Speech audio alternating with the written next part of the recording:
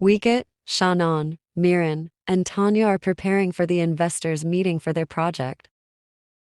Mirin goes to Aunt Noi's house to deliver brownies and tries to peek inside to see if Aunt Noi is inside. A car suddenly stops beside the road. It is Wicket. He tells Mirin to hop in the car.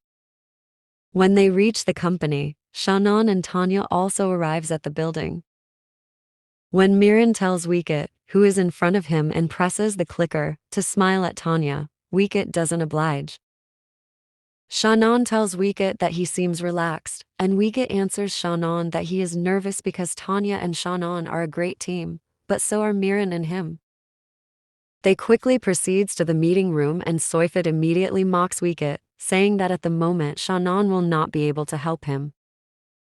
Tanya says that she is willing to be an investor in Wicket's project, but Wicket quickly blocks her by telling them that Tanya and Shannon would be a great team.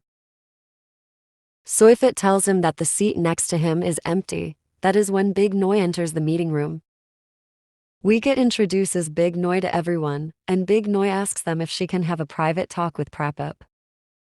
They all went outside, and Tanya started to belittle Mirin by saying that Mirin was probably a maid to Big Noi, accusing her of seducing both Wicket and Shannon because they are protective of her. Wicket and Shannon are called by their grandfather inside the meeting room.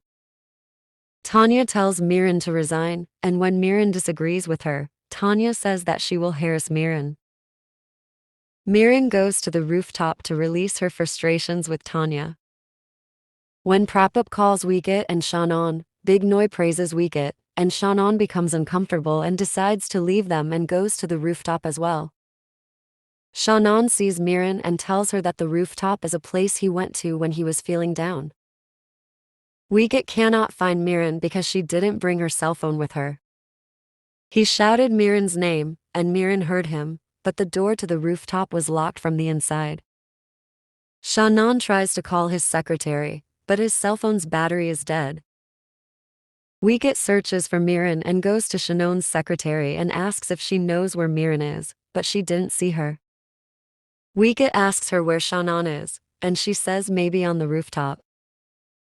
As Shannon and Mirin waits on the rooftop, Mirin asks Shannon if he goes there often. He said that he goes there when he feels very down, but not as often as Wicket, because he has no time for time off. Mirin looks worried, and Shannon said not to be worried about him because he might feel something about it. Not long after that, Wicket opens the door and asks them why they are together, and accuses Shannon of trying to steal Mirin from him. But Shannon explained that Mirin was already on the rooftop when he came. Wicket immediately asks Mirin what they talked about on the rooftop as they reach the office. Mirin doesn't want to tell Wicket anything and says that it is a secret. As a punishment for not telling him what they talked about, Wicket tells Mirin to check the documents and not to stop until she is finished. Mirin and Wicket fall asleep. Wicket wakes up and sees Mirin bowing her head. He sits next to her, and Mirin leans her head on Wicket's shoulder unconsciously. That's when the cleaner enters the room, and Wicket immediately pushes Mirin away. When Mirin arrives home, her mother asks her how her day was, and she tells her that everything went well. Her mother tells her that it's time for her to quit the job as she promised. But Mirin's mother senses that she is hesitating. The next morning, Mirin goes to the church to visit Wicket's mother, Nira Ampan. She shows her Wicket's photos she took secretly and tells her that she plans to resign. But Nira Ampan objects and asks her a favor to stay by his side, as she is not able to do so. Soifit's person follows Mirin and sees Nira Ampan with Mirin in the church.